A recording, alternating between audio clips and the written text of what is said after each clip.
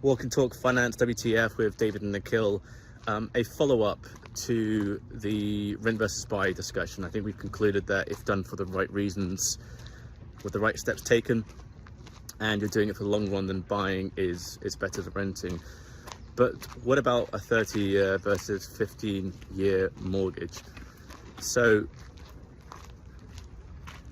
mathematically, to me, a 15-year mortgage seems the better choice if you can afford the monthly outgoings, and this goes back to your budget and how you allocate things. But what if you just did the 30-year mortgage, took the lower interest rate, and then just did lump sum overpayments? You're the mathematician, so I'm interested for your advice and how you think that would work, what you've done and why, and what you'd recommend. Walk and Talk Finance, WTF with David and Nikhil. We're going to do things a little different today. We're going to do a nighttime walk, so we'll see how that pans out. The discussion on a 15-year versus a 30-year mortgage. What if you did overpayments in the 30-year mortgage? How does that actually match up? The model says it's actually better to do that. It's better to take the 30-year, and any difference in payment that you would have faced with the 15-year would essentially lead to your 30-year mortgage being paid off by year 12. This is assuming 5.5% mortgage rate on a 15-year and a 6.5% mortgage rate on a 30-year. So that's the kind of difference we're kind of working with. So I'm kind of curious what's leading you to kind of take on this decision. I've always, mathematically just thought 15-year absolutely makes sense to kind of just run a 15, like if you can afford the 15-year higher payment, do it. You're going to own the home quicker.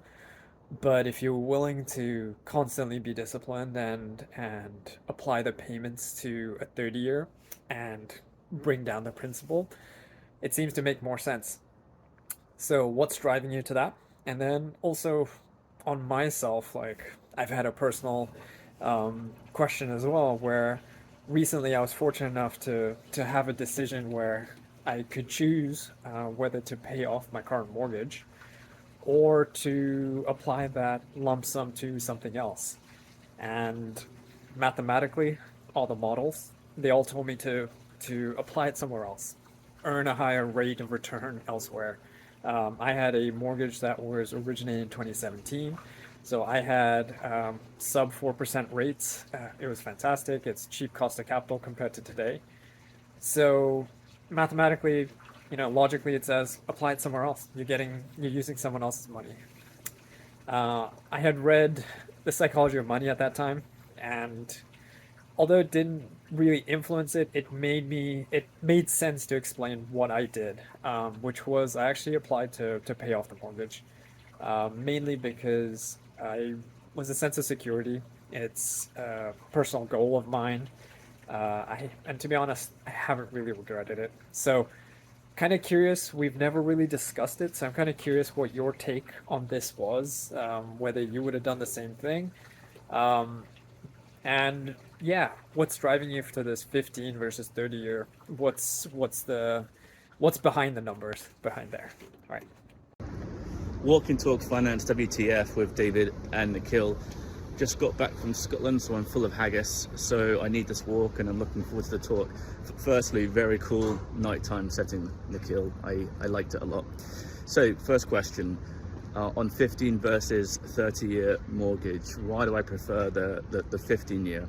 I think the first thing is that it gives you an interest rate saving, and I think it needs to be reasonable, otherwise it's not worth it, of 1% was the example you gave. So that would be one reason. The second reason is it gives you line of sight on paying it off closer towards retirement. Now, I'm not that old, but I think having that line of sight and that roadmap is important. It was really interesting to hear your calculations about overpaying on the 30-year. I think the 30-year does give you the flexibility, right? So just on the 15-year, you have to be able to afford the outgoing, because otherwise it doesn't make sense, which for me is 25% of net income. On the 30-year, it does give you a lower outgoing, gives you more flexibility, so you could, as you described, overpay. And thanks for answering that question. But you have to sustain that overpayment. So that's why I like the 15-year, but I've never done it. And I'll see what I do when it comes up to decision time. Your next question was, would I do what you had done, which is in a high interest rate environment, when you were paying a low mortgage interest rate, I'm going to guess it was around 2.5–3%, because you probably refinanced when the rates were low a few years ago. Would I have deployed the cash that I had to hand to pay that off versus putting it into the market? The answer is no, I wouldn't have done. But I think it's an emotional question rather than a financial question at a certain point in life, and it's circumstantial. So if it's going to be your forever home for the foreseeable future, you got a family to provide for, the idea of paying it off emotionally, I think makes sense. Mathematically, and this is why I don't think I would have done it, you're a young guy. You could have put that cash into a high yield interest rate savings account or a CD, which would have been a safe bet and made you more money.